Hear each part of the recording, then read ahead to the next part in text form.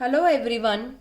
Today we will discuss accounting process, accounting procedure on dissolution of firm.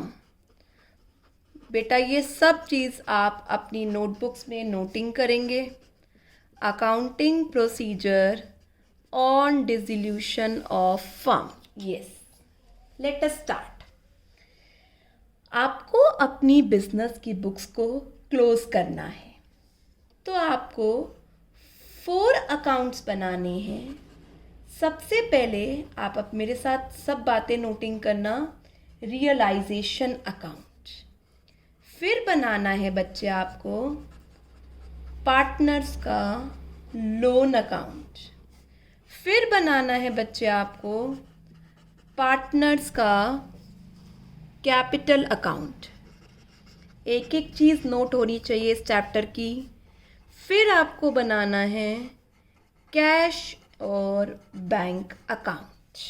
ठीक है, तो सबसे पहले हमारा फोकस रहेगा किस पर? Realisation account. बेटा रियलाइजेशन अकाउंट सभी असेट्स को डिस्पोज करने के लिए और लायबिलिटीज़ को पे करने के लिए बनाया गया है. Alright, realisation account nominal nature का अकाउंट है और इसका ऑब्जेक्टिव है प्रॉफिट या लॉस फाइंड आउट करना on realisation of assets and liability. Assets और लायबिलिटीज पर आपको कितना प्रॉफिट और लॉस हुआ. तो रियलाइजेशन अकाउंट को बनाने का एक मेथड है. किस तरीके से हम एंट्रीज करेंगे? बेटा मैं आपको एक बात बता दूं, इस चैप्टर में जर्नल एंट्रीज का बहुत ही इम्पॉर्टेंट रोल है. कई बार 6 से 8 नंबर में डिसोल्यूशन की एंट्रीज आ जाती हैं. तो आज आपको इस वीडियो में एक एक एंट्री याद करनी है, उसका लॉजिक समझ के. ऑलराइट, सबसे पहले मेरे साथ नोटिंग करो. मैं सारे असेट्स अकाउंट को क्लोज करूंगी. Right down for closing assets accounts. Alright, तो सारे असेट्स को एक एक कर रियलाइजेशन में ट्रांसफ़र करना पड़ेगा. तभी तो बेटा आप सेल करोगे उन्हें वहाँ जाकर, तभी तो आप प्रॉफिट लॉस फाइंड आउट करेंगे. तो असेट्स क्लोज हो रहे हैं, तो असेट्स का डेबिट बैलेंस है, क्लोज करना है तो क्या करना पड़ेगा? क्रेडिट. क्या एंट्री होगी? Right down realisation account debit to sundry assets. Sundry assets का मतलब एक एक असेट्स आपको किस पर? बुक वैल्यू, क्योंकि बैलेंस शीट वाली आइटम्स खत्म करने हैं आपको. बुक वैल्यू पे क्या करना है? ट्रांसफर करना है. पर यहाँ पर आपको कुछ बातें याद करनी है. लिखो मेरे साथ. आपको कैश और बैंक का बैलेंस ट्रांसफ़र नहीं करना. Cash banks balance not to be transferred, क्योंकि उसके लिए एक सेपरेट अकाउंट है, कैश या बैंक. दूसरी बात लिखो, फिक्टिशियस असेट जैसे P&L का डेबिट बैलेंस, जैसे एडवर्टीजमेंट सस्पेंस, ये भी आपको असेट्स में इंक्लूड नहीं करने. Not included in the definition of assets. तो मैम इनका हम क्या करें फिर? इसको तो मैंने आपको बता दिया कि कैश और बैंक में ट्रांसफ़र कर दो. कहाँ ट्रांसफ़र कर दो? लिख लो साथ में, ट्रांसफ़र टू कैश और बैंक अकाउंट. इनका क्या करें मैम? इनको पार्टनर्स में क्या कर दो? डिस्ट्रीब्यूट. लॉस है, पार्टनर्स की कैपिटल कम करेगा. Partners capital account debit to P&L to deferred revenue expenditure भी बोल सकते हैं हम इन्हें. Alright, that is advertisement suspense. आ गई ये बात समझ में? Very good. थर्ड पॉइंट क्या है? अगर किसी असेट्स के अगेंस्ट प्रोविज़न है, जैसे डाउटफुल डेट्स, जैसे डेप्रीसिएशन, तो असेट्स को ग्रॉस फिगर पे दिखाना है और उसका डेप्रीसिएशन उसके क्रेडिट साइड पर लेकर जाना है। जैसे मैं आपको एक एग्जांपल देती हूँ। डेटर्स हैं 50,000 के और 1,000 उसका प्रोविज़न है, ठीक है? तो क्या एंट्री करनी है बेटा? Realisation account debit to debtors, और प्रोविज़न के लिए कितने से बेटा? वेरी गुड, 50,000 से। और प्रोविज़न के लिए एंट्री करो provision for doubtful debts account debit to realisation account, कितने से? 1,000 से। ऑलराइट, बात समझ में आ गई? इसी तरह और प्रोविज़न है तो क्या एंट्री हो जाएगी? जैसे प्रोविज़न फॉर बेड डेट्स है, जैसे प्रोविज़न फॉर डेप्रीसिएशन है। सबकी कॉपीज़ में ये नोटिंग होना चाहिए। चाहे कोई आपने मशीनरी रिप्लेसमेंट के नाम से रिजर्व बना रखा है, असेट का है ना, पार्टनर्स में डिस्ट्रीब्यूट नहीं होगा। चाहे आपने इन्वेस्टमेंट फ्लक्चुएशन फंड बनाया हुआ है, इन सब को डेबिट कर कर किस में ट्रांसफ़र कर दो? रियलाइजेशन में। आई आपको बात समझ में बेटा?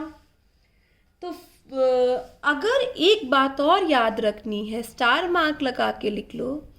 अगर असेट नहीं है, जैसे इन्वेस्टमेंट नहीं है और इन्वेस्टमेंट फ्लक्चुएशन फंड है, तो ये फंड रियलाइजेशन में ट्रांसफ़र नहीं होगा, ये पार्टनर्स में क्या हो जाएगा? Very good, distribute. तो कौन से प्रोविजंस उतारने हैं? जिसके अगेंस्ट असेट है। असेट नहीं है तो डायरेक्टली क्या कर दो? ट्रांसफ़र कर दो। मेरी बात समझ में आई अच्छे से? मैं फिर से एक बार आपको बता देती हूँ। कैश और बैंक का बैलेंस नहीं लेके जाना। कहाँ ले जाना है? कैश और बैंक में। फिक्टिशियस असेट पार्टनर्स के कैपिटल अकाउंट में। प्रोविज़न और डेटर्स हैं बेटा, इससे फ़र्क कुछ नहीं पड़ेगा, पर एक वे बताया हुआ है। डेटर्स को ग्रॉस फिगर पर, प्रोविज़न क्रेडिट साइड। इसी तरह बाकी प्रोविज़न्स को भी रियलाइजेशन में ट्रांसफ़र करना है। एक बात और लिख लो 4 पॉइंट, कि सारे असेट्स ट्रांसफ़र किस पर करने हैं बेटा? बुक वैल्यू पे। ऑलराइट, तो ये चारों पॉइंट असेट्स के नीचे लिख लो। आ रहा है समझ में? सेकंड आओ। ऐसे ही मैं सारी लाइबिलिटीज़ क्लोज कराऊंगी। फॉर क्लोजिंग लाइबिलिटीज़ अकाउंट, पहले एंट्री बताओ क्या होगी? वेरी गुड मैम, लाइबिलिटी का क्रेडिट बैलेंस है इसलिए डेबिट करो। क्या होगा? Sundry liabilities account debit to realisation. ठीक है, किस पर उतारनी है? वेरी गुड, बुक वैल्यू पर। मैम क्या इसमें भी हमें कुछ बातें याद रखनी है? बिल्कुल मेरे बच्चे, तुम तो बहुत समझदार हो। तो क्या बातें याद रखनी है? जो थर्ड पार्टी की लाइबिलिटीज है, मैम ये थर्ड पार्टी क्या होता है? जैसे पार्टनर को छोड़कर जिसका भी अमाउंट ड्यू है वो थर्ड पार्टी है। जैसे मैं आपको बताऊं, क्रेडिटर्स हो गए, बीपी हो गया, बैंक ओवरड्राफ्ट हो गया, ठीक है, कोई बैंक का लोन हो गया, बैंक लोन हो गया, कोई वर्कमैन का प्रॉफिट शेयरिंग फंड है, ठीक है, कोई आउटस्टैंडिंग एक्सपेंस हो गए, कोई पब्लिक डिपॉजिट्स हो गए, कोई बेटा सब लिख लेना ये अपना एक बारी, आउटस्टैंडिंग एक्सपेंस हो गया, ठीक है। ये सब ट्रांसफ़र करने हैं। एक चीज़ और, पार्टनर के स्पाउस का लोन। अब ये स्पाउस क्या होता है? लेट अस सपोज एक्स एक पार्टनर है, XYZ पार्टनर है, तो एक्स वाई जेड को छोड़कर उनकी वाइफ का लोन हो, उनके फूफा जी का लोन हो, उनकी माता जी का लोन हो, उनके पिताजी का लोन हो, जिसका भी हो, उन पार्टनर को छोड़कर आपको क्या करना है, यहाँ ट्रांसफर करना है। आ गई बात समझ में? इनका नहीं ले जाना, बस ये याद रखना है, क्योंकि इनके लिए मैंने आपको बताया है इनका लोन अकाउंट सेपरेटली बनेगा। ठीक है बेटा, तो मैं यहाँ लिख दूं, स्टार मार्क लगाओ मेरे साथ, partners loan account not transferred, very good, to realisation account. ठीक है, ये ट्रांसफर नहीं होगा। सेकंड लिखो बेटा, कोई रिजर्व है, जैसे बताना जनरल रिजर्व हो गया, रिजर्व फंड हो गया, P&L का क्रेडिट बैलेंस हो गया, ये भी लायबिलिटी नहीं होती है। ये किसको मिलेंगे? पार्टनर्स को मिलेंगे। तो क्या होंगे? जो भी रिजर्व का नाम है, मैं सारे रिजर्व का नाम नहीं लिख रही मेरे बच्चे, उनको डेबिट करते हुए पार्टनर्स कैपिटल में क्या कर दीजिए? ट्रांसफर कर दीजिए। आई बात समझ में? अब इससे रिलेटेड कुछ बातें हैं जो हम बाद में डिस्कस करेंगे, पर अभी आप ये याद रखेंगे। तो यहाँ पर मैं एक बार बैलेंस शीट बना रही हूँ, जरा आप मुझे बताएंगे। यहाँ पर असेट्स आ रहे हैं, P&L का डेबिट बैलेंस आ रहा है, और साथ में कैश का बैलेंस है। यहाँ कुछ लायबिलिटीज आ रही हैं। ठीक है, पार्टनर का लोन आ रहा है, ये आउटसाइड लायबिलिटी है। पार्टनर का लोन आ रहा है, रिजर्व आ रहे हैं। यस क्लास, सारे असेट्स उतारने हैं, बिल्कुल, कैश नहीं उतारना, P&L नहीं उतारना। ठीक है, पार्टनर का लोन नहीं उतारना, रिजर्व नहीं उतारना, आउटस्टैंडिंग लायबिलिटीज उतारनी है। तो अभी तक आपने क्या काम किया, मुझे ये बताओ। मैम, अभी तक हमने सारे असेट्स और लायबिलिटी उतार लिया और साथ में ये समझ लिया क्या रियलाइजेशन में उतारना नहीं है। Very good. चलें, सेकंड नंबर सबने कर लिया, सबने नोटिंग कर ली। आओ थर्ड नंबर पर। अब हम क्या करेंगे? लिखो, एंट्रीज फॉर असेट्स को बेचो। किस लिए उतारे थे असेट्स? बेचने के लिए। और लायबिलिटीज को पे करने के लिए। Very good. Entries for realisation of assets. ठीक है भाई। अब असेट्स कैसे कैसे हो सकते हैं रियलाइज? या तो बच्चे आप कैश में बेच दीजिए, या उसे क्या करें, कोई पार्टनर ले जाए।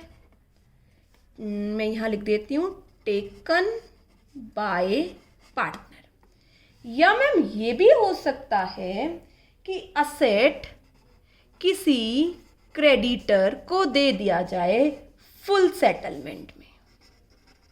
ठीक है, फुल पेमेंट नहीं लिखते, फुल सेटलमेंट लिख लो बेटा, फुल सेटलमेंट में। ठीक है, यस।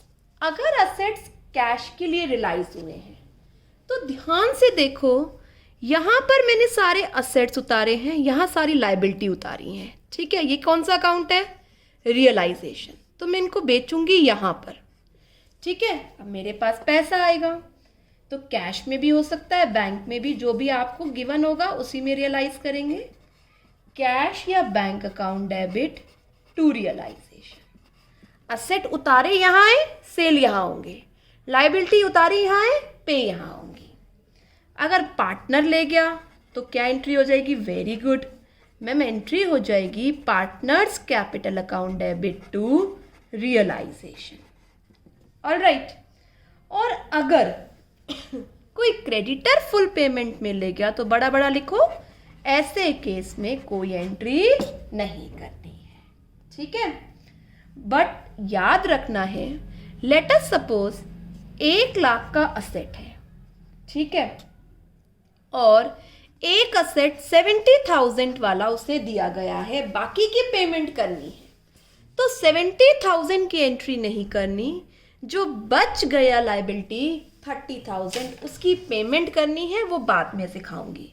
अगर पूरे क्रेडिटर की पेमेंट हो गई है असेट से तो कोई एंट्री नहीं करनी, अभी ये याद रख लेना। ऐसे ही अब क्या किया आपने, सीक्वेंस बताओ। आपने सारे असेट उतारे, फिर सारी लाइबिलिटी उतारी, फिर सारे असेट बेच दिए। अब क्या करो? Very good. अब लाइबिलिटीज की क्या करो? पेमेंट लिखो। Payment of outside liability. Payment of outside liability.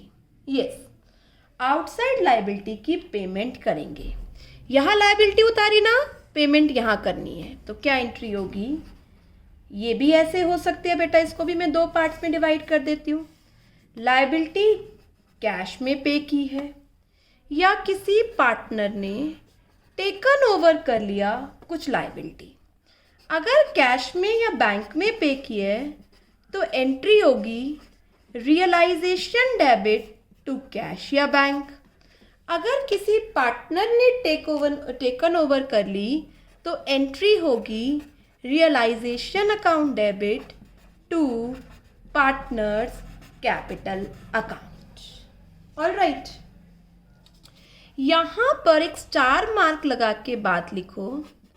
अगर कोई असेट अनरिकॉर्डेड असेट सेल हुआ है या कोई अनरिकॉर्डेड लाइबिलिटी की पेमेंट हुई है तो क्या करना है?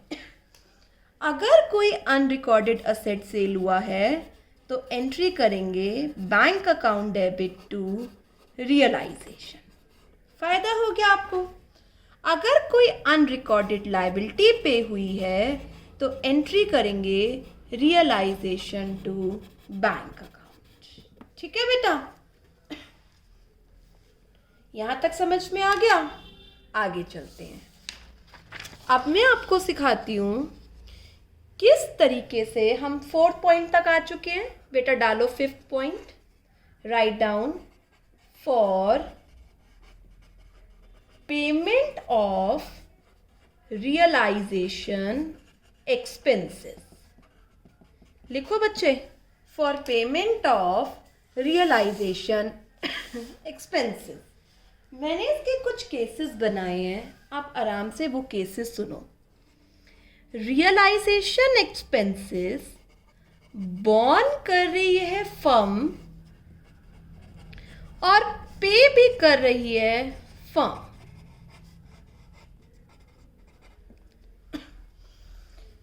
बेटा जैसे आप ट्यूशन जाते हो कहीं, तो आप ट्यूशन फीस, स्कूल जाते हो, चलो स्कूल की फीस पे करते हो, तो बियर तो आपके पापा करते हैं और पे आप करते हो ना। तो बॉर्न और पे, ये मतलब होता है बॉर्न और पे का। अगर रियलाइजेशन एक्सपेंसेस फर्म बॉर्न करती है और फर्म ही पे करती है सॉरी, तो आप एंट्री करें realisation account debit to cash या बैंक। ऑलराइट, अगर रियलाइजेशन एक्सपेंसेस बॉर्न कर रही है फर्म और पे कर रहा है पार्टनर, पेड बाय पार्टनर। ध्यान से देखें, borne by firm, paid by partner. तो एंट्री करेंगे ऐसे केस में realisation debit to partners capital account. Alright, अगर फर्म बॉर्न करती है ना तो रियलाइजेशन में डेबिट करते हैं। थर्ड आता है, right down, realisation expenses borne करता है पार्टनर, ठीक है, एंड पे करती है फर्म। बेटा अब की बार बॉर्न किसने किया है? पार्टनर ने। फर्म ने बॉर्न नहीं किया तो रियलाइजेशन में नहीं आएगा। क्या एंट्री होगी? राइट डाउन बच्चे, partners capital account debit. Firm का कैश या बैंक कम हो रहा है, इसलिए क्या कर दिया, फर्म का कैश या बैंक क्रेडिट। फोर्थ क्या बनेगा? वेरी गुड मैम, बॉर्न भी करे पार्टनर और पे भी करे partner. Born bye partner and paid by partner, दोनों ही पार्टनर कर रहा है। तो बड़े बड़े सुनहरे अक्षरों में लिखो, ऐसे केस में हम मैम कोई एंट्री नहीं करेंगे। रियलाइजेशन एक्सपेंसेस बॉर्न कर रही है फर्म, डेबिट रियलाइजेशन, पे कर रही है उसका cash bank credit. Realisation borne कर रहा है फर्म, रियलाइजेशन डेबिट, पे कर रहा है पार्टनर, पार्टनर क्रेडिट। रियलाइजेशन पे कर रहा है पार्टनर, पे कर रही है firm cash. Realisation expenses borne कर रहा है पार्टनर, पे भी पार्टनर कर रहा है। तो हमारा कोई मतलब नहीं है, हम कोई एंट्री नहीं करेंगे। ऑलराइट, इसके लिए अगर पार्टनर को रेमुनरेशन दी जाती है तो एंट्री करते हैं उस केस में realisation account debit to partners capital account. बाकी इसके साथ एक्सपेंसेस के लिए क्या कह रखा है वो A to D आपको कंसीडर करना होगा। ये एंट्री तो सिर्फ किसकी है, पार्टनर ने डिसोल्यूशन का काम कराया, इसीलिए उसको क्या दिए हैं हमने, रेमुनरेशन दी है। अब यहाँ पर सारे असेट रियलाइज हो गए, लायबिलिटीज की पेमेंट हो गई। एक बात याद रखनी है, असेट कोई रियलाइज हो या ना हो, कान खोल के सुनो दोबारा से, असेट कोई रियलाइज हो या ना हो कोई दिक्कत नहीं है, लायबिलिटी सारी की सारी पे करनी है, चाहे बता रखा है चाहे बता नहीं रखा। वेरी गुड, बात समझ में आ गई। लायबिलिटीज जब तक पे नहीं होगी तब तक डिसोल्यूशन नहीं होगा। ऑलराइट, तो रियलाइजेशन में सारी लायबिलिटीज आपको पे करनी है। अगर उनके कारण लॉस होगा तो वो लॉस पार्टनर्स को बियर करना पड़ेगा। ऑलराइट, आ गई मेरी बात समझ में। अब हम क्या करते हैं, हमने रियलाइजेशन से रिलेटेड सारी एंट्रीज कर ली। बताना एक बारी, असेट्स उतार लिए, लायबिलिटीज उतार ली, असेट्स को बेच दिया, लायबिलिटीज को एक एक करके पे कर दिया, रियलाइजेशन एक्सपेंसेस पे कर दिया, रेमुनरेशन पे कर दिया। रियलाइजेशन अकाउंट को बंद कर दो, 6 नंबर डालो for closing realisation account. Yes बेटा, अगर आपकी क्रेडिट साइड बड़ी है डेबिट साइड से तो प्रॉफिट है, क्योंकि आपने क्रेडिट में असेट रियलाइज करे हैं, इनकम बन रही है आपकी, तो वो रियलाइजेशन का प्रॉफिट पार्टनर्स कैपिटल अकाउंट में क्या कर दो, डिस्ट्रीब्यूट कर दो। लिखो ये किसकी एंट्री है, ट्रांसफर ऑफ प्रॉफिट। प्रॉफिट कब होगा, जब क्रेडिट साइड डेबिट साइड को एक्सीड करेगी। ठीक है, इसी में बी नंबर डालो बेटा। अगर लॉस है तो आप बहुत ही समझदार हैं, क्या एंट्री कर देंगे, partners capital account debit to realisation. लिखो ये किसका है, ट्रांसफर ऑफ लॉस। लॉस कब होगा, जब डेबिट साइड बड़ी है क्रेडिट साइड से। तो यहाँ पर हमने रियलाइजेशन अकाउंट की एंट्रीज सीख ली। अब मैं आपके लिए पूरा रियलाइजेशन का क्या बनाती हूँ, फॉर्मेट। लिखो क्या बना रहे हैं, हेडिंग डालो, रियलाइजेशन अकाउंट। यहाँ पर आपको सारे असेट्स उतारने हैं। ध्यान रखना, अब मैं दोबारा नहीं लिख रही हूँ, वो सारे असेट्स जो हमने मना किए थे वो नहीं उतारनी। यहाँ सारी लायबिलिटी उतारनी है, मैं डॉट डॉट लगा के लिख रही हूँ कि वो नहीं उतारनी है। पता है ना, जरा बताना। मैम कैश नहीं उतारना, बैंक नहीं उतारना, फिक्टिशियस असेट नहीं उतारने, डेबिट बैलेंस ऑफ P&L नहीं उतारना, पार्टनर्स का कोई डेबिट बैलेंस है तो वो नहीं उतारना, अगर लोन दिया है किसी भी फर्म ने पार्टनर को तो वो भी नहीं उतारना। ठीक है, ऐसे ही मैम यहाँ पर क्या नहीं उतारना, P&L का क्रेडिट बैलेंस नहीं उतारना, रिजर्व नहीं उतारना, पार्टनर का कैपिटल करंट नहीं उतारना, ये लोन है किसी पार्टनर का तो वो नहीं उतारना। किसी असेट्स के अगेंस्ट प्रोविजन है तो यहाँ उतारेंगे, ऑन एनी असेट। हमने मैम उतारने का काम कर लिया। अब असेट्स को यहाँ बेचना है। लिखो बाय बैंक अकाउंट, एक एक कर कर, कैश भी ब्रैकेट में लिखो, अमाउंट कैश भी हो सकता है, वो तो जो भी आपको क्वेश्चन बताएगा। Amount realise from assets. All right, यहाँ सारी लाइबिलिटी पेमेंट करो, लिखो टू बैंक या कैश, ब्रैकेट में लिखो क्या कर रहे हो, discharging of all, yes all liability, ठीक है। उसके बाद क्या आता है, कोई अनरिकॉर्डेड असेट है बाय बैंक अकाउंट, कोई अनरिकॉर्डेड असेट है, वेरी गुड।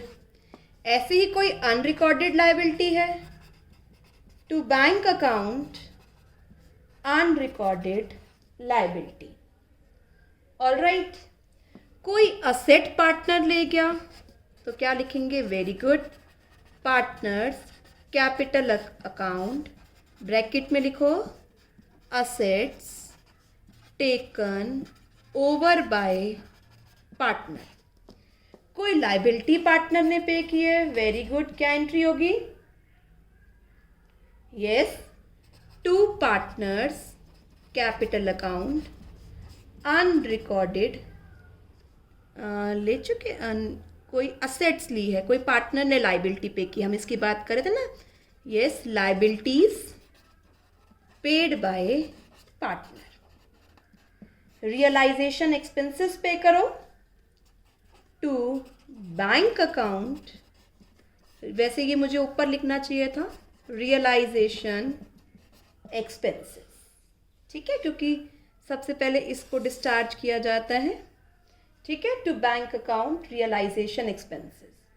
जो प्रॉफिट आ गया वो ट्रांसफ़र कर दो पार्टनर्स कैपिटल अकाउंट में, to profit transfer to partners capital account, ठीक है। प्रॉफिट के केस में लॉस होगा तो by loss transfer to partners capital account, loss if any, एक ही चीज़ आएगी बेटा, और रियलाइजेशन अकाउंट को क्या कर दो, बंद।